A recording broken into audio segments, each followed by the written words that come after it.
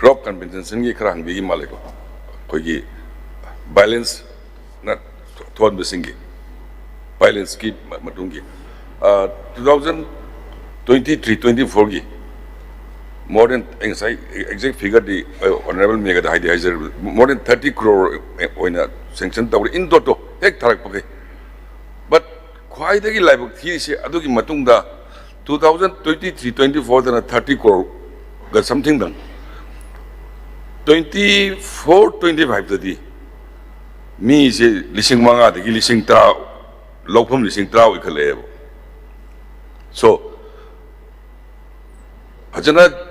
check tawdragadi hojikti google map adu da loi leinarabina athi ai loi kalakado mali aduna just kanogi sarkar gi weba process am khak chachari ena khumjage duga hojiki labuki thonba thingba khotpa taba da nungsuno idea am ko honorable gi dura mai tawi khole dura da noma ai gi da lengthok pekpa kari ga gi phamin raga concern officer sing da phone tawrase yai ko thank you khara chi haijaraga cut motion sing do handok pina bhai I request of dedi ya do hojiki ikau gaise madi clear cut ore chang ma suai dre dana suai dre tu 23 phang trai ne ba atai loi phang ba khoi ke da ngot khunda khunda phangai mi ri chanung singmang da phang mamang da phang loi phang kai loi gyan puang mang ba haidi department di khangi ne ba department je pachana khang ikau ai je mi mat mai tem sang ba ya de mafam lo tu ya de khang ne ba ne thaga jab da eji to dum tawbi kari kai na hojisi pura open ne bisidi haidi marakta khoi ki lo be jaga de irang thok da jaga do di screen to di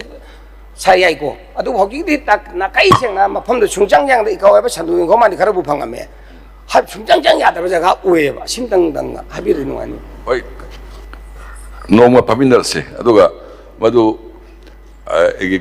kanana soidna thagat tab no aido tin minara kanda thagal na ba minars thank you matang num pai ka ge de yam ngai sa haije gi duni sabta dum to isini election siju khoi gi aina through aga house da simdang ai si ai maru ene ne tokjarak pani ko se khoi gi polling station